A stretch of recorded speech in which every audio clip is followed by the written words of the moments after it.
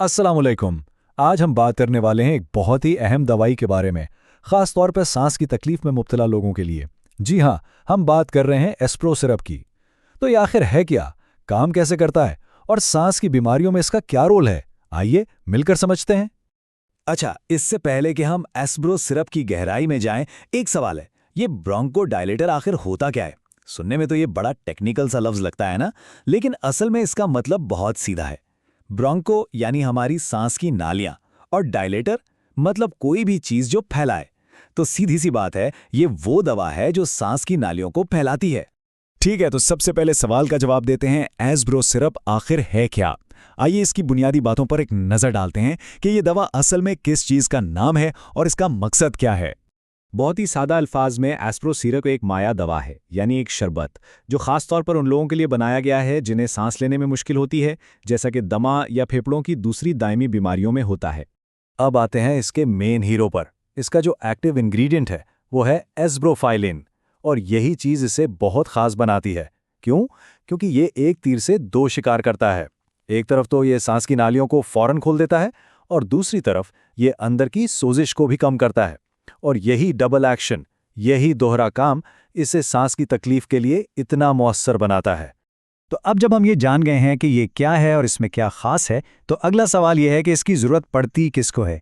आइए देखते हैं कि ये किन मखसूस बीमारियों और अलामात के लिए डॉक्टर तजवीज़ करते हैं। ये सिरप कई तरह की सांस की बीमारियों में काम आता है, जिनमें दमा, COPD और ब्रोंकाइटिस जैसी आम लेकिन परेशान कुन बीमारियां शामिल हैं। इन सभी हालतों में इसका बुनियादी काम तंग हो चुकी सांस की नालियों को खोलकर आराम पहुंचाना होता है। देखें, ये सिर्फ बीमारियों के नामों की बात नहीं है, बल्कि उन तकलीफदेह अलामात से निजात दिलाने की बात है जो रोज़मर्रा की ज़िंदगी को मुश्किल बना देती हैं। सीने में जकड़न, सांस का फूलना, ये वो असल मसाइल हैं जिन्हें ये दवा हल करने में मदद करती है। तो ये जादू होता कैसे है? अब हम थोड़ा सा साइंस की तरफ चलते हैं और ये समझते हैं कि ये दवा जिस्म के अंदर जाकर आखिर करती क्या है, जिससे सांस लेना आसान हो जाता है। जैसा कि हमने पहले बात की, इसकी ताकत इसके डबल एक्शन में है।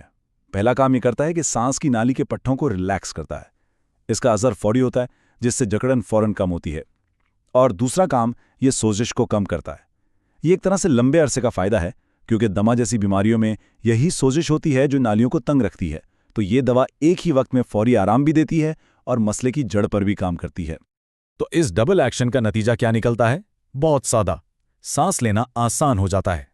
इसको ऐसे समझें जैसे कोई पाइप बीच में से मुड़ जाए तो उसमें से हवा नहीं गुजरती।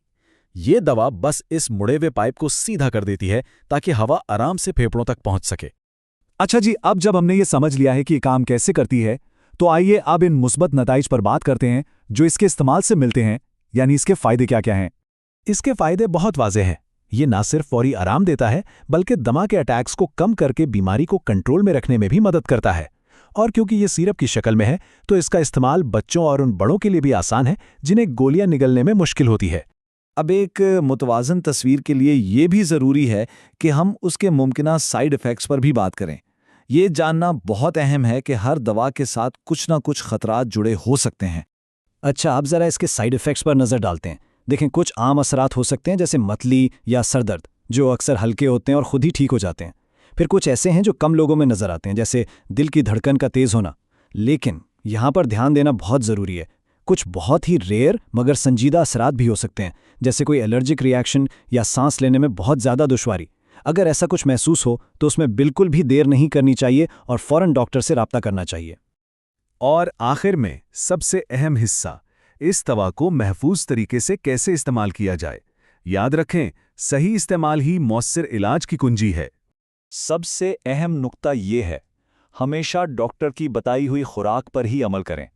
अपनी मर्जी से खुराक कम या ज़्यादा करना, ख़ास तौर पर बच्चों के मामले में ख़तरनाक साबित हो सकता है।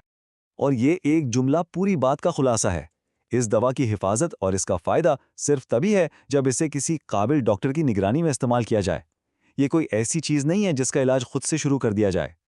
तो इतनी सारी मालूमात के बाद सवाल ये पैदा होता है कि क्या एस्प्रो सिरप वाकई सांस की सेहत को संभालने के लिए एक अहम टूल है? और जवाब बहुत सीधा और साफ है।